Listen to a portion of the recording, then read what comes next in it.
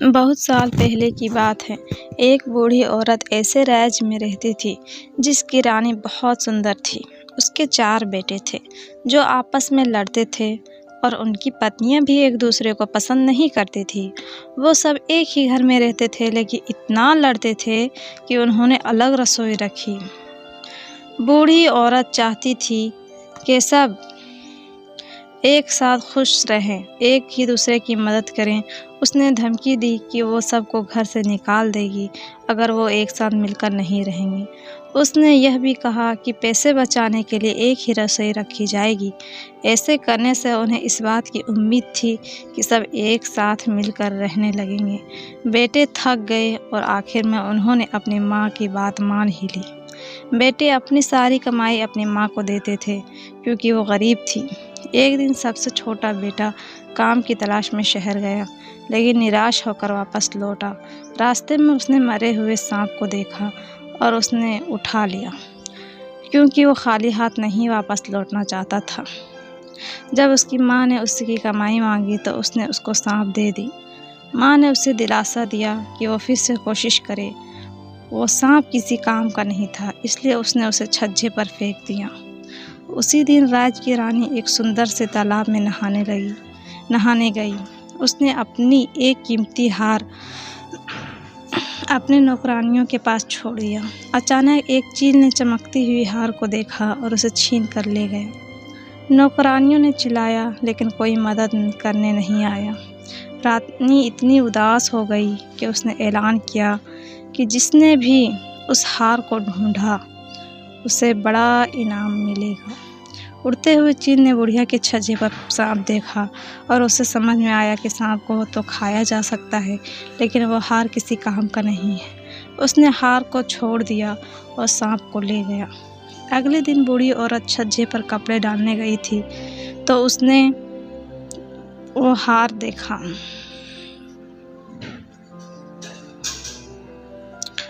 वो जानती थी कि रानी वो हार कब से ढूंढ रही थी। दिवाली की कुछ ही दिनों में होने वाली थी। इस मौके पर दिए जलाए जाते हैं। को लक्ष्मी जी खुश करने के लिए एक बूढ़ी औरत की रानी का महल गई। वो चौकीदार से पूछा कि क्या वो रानी से मिल सकती है।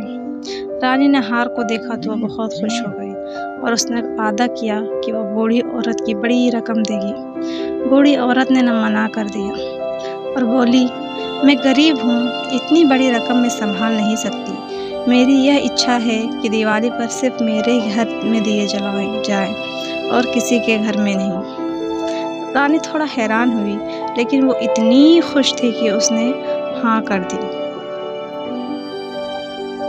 और वो आदेश दी कि सिर्फ बूढ़ी औरत के ही घर में दिए जलेंगे। बूढ़ी औरत ने अपने परिवार को घर का एक कोना साफ करने को कहा और खूबसूरत फूल से सजाने को भी कहा।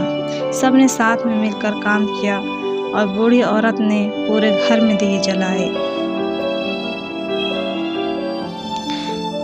12 बजे लक्ष्मी जी आई और चारों तरफ अंधेरा देखकर निराश हो गई लेकिन उन्होंने बूढ़ी औरत के घर में जलते हुए दिए देखे क्योंकि उन्हें दिए पसंद थे।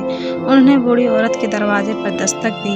बूढ़ी औरत ने दरवाज़ा खोला और अपने परिवार वालों को लक्ष्मी जी को फूल और मिठाइयों से स्वागत किया। स्वागत करने के लिए कहा। लक्ष्मी जी खुश हो गईं और उन्होंने पूरे परिवार से कुछ बदले में मांगने के लिए कहा क्योंकि उनसे भक्ति से पसंद थी। बूढ़ी औरत ने कहा, हम चाहते हैं कि आप हमारे घर में हमेशा के लिए रहें ताकि हम सदा खुशी से रह सकें। लक्ष्मी जी सोचकर बोली, मैं रहने को तैयार हूँ लेकिन आप सबको एक साथ मिलकर रहना होगा, लड़ना नहीं है। अगर किसी ने भी मेरी बात नहीं मानी तो मैं यह घर छोड़कर चली जाऊँगी। सब इस बात से बहुत खुश थे कि लक्ष्मी जी संतुष्ट थी। वो सब उनकी बात मान गए और उसी दिन से पूरा परिवार मिलजुल कर साथ में रहने लगा और एक दूसरे की इज्जत करने लगे।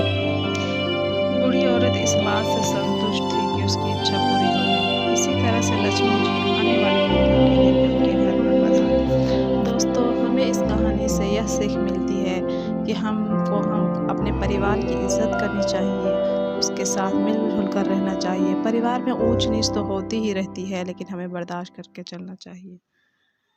इसी कहानी को ख़त्म करते हुए धन्यवाद करती हूँ। अगर आपको इस कहानी में कोई बातें अच्छी लगी तो आप कमेंट ज़रूर कीजिएगा और लाइक शेयर सब्सक्राइब ज़रूर कर दीजिएगा। धन्यवाद।